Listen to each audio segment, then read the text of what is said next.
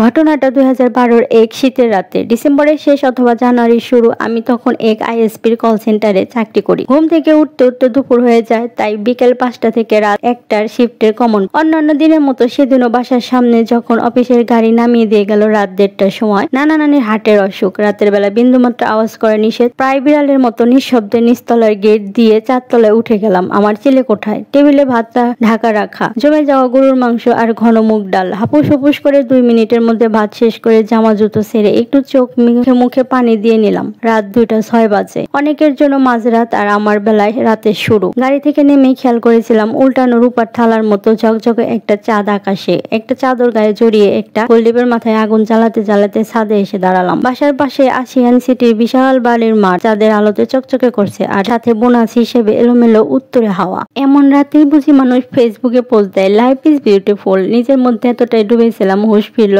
আঙ্গুলে জমাট অন্ধকার সাবধানে দুপা ফেলে সামনে তাকালাম দরজার দিকে, আর জমে গেলাম বরফের মতো। গল্পের বাকি অংশটা আমি অন্যদিন শেয়ার করবো আপনাদের সাথে। আজকে আমি সারাদিন অনেক পরিশ্রম করেছি। দেখুন, প্রত্যেকটা বাসার ফার্নিচার পড়েন, আর এইগুলা আপনার প্লাস্টিকের আর কি। তো এগুলো অনেক ময়লা হয়েছিল, এগুলা ক্লিন করতে করতে দেখুন ছাদে এসেছি। ছাদে এসে রোদ, তারপর ওয়েদারটা খুব সুন্দর ছিল, যে কারণে অনেক ভালো লাগলো। এই জন্য সমস্ত জিনিসটা ক্লিন করেছি। এখন আমি যাবো একটু বাজারের দিকে, মার্কেটে। তো আমি এখানে নদীটা পার হয়ে তারপরে মার্কেট থেকে আসলাম। ওখান থেকে আবার বাজারে গিয়েছিলাম, বাজার থেকে মাছ নিয়ে আসছি, নদীর চিংড়ি আর এটা গোলসা মাছ। এগুলা নিয়ে আসছি। নিয়ে আসার পর দেখুন কতটা চিংড়িগুলো আর গোলসা মাছটা অনেক তাজা ছিল। আমরাও এখানে একটু দুষ্টুমি করলাম, করার পর দেখুন এই চিংড়িটা একদম তাজা ছিল, যে কারণে চিংড়িটা আমি আপনাদের সাথে আজকে শেয়ার করবো। চিংড়ি মাছটা যেভাবে কাটলাম আর কি। চিংড়ি মাছটা কিন্তু আপনার মাথার মধ্যে ময়লা থাকে, তারপরে খোসা থাকে। যারা পারেন তারাও তো পারেন, যারা পারেন না তাদের জন্য। কারণ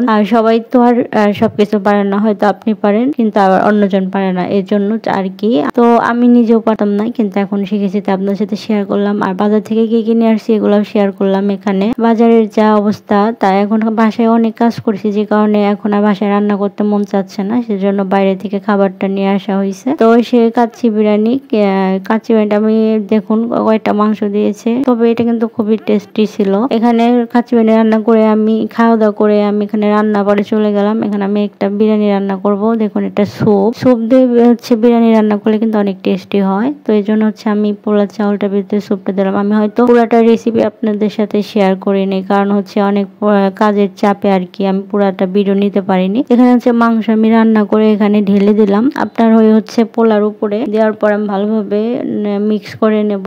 মানুষ অনিশ্চিত ভবিষ্যৎ থাকা সত্ত্বেও মানুষ জীবনের তাগিদে কত বেঁচে থাকেন। আসলেই সকলে ভালো থাকবেন, সুস্থ থাকবেন, আমার জন্য দোয়া করবেন। আল্লাহ হাফেজ। বিরিয়ানিটা কিন্তু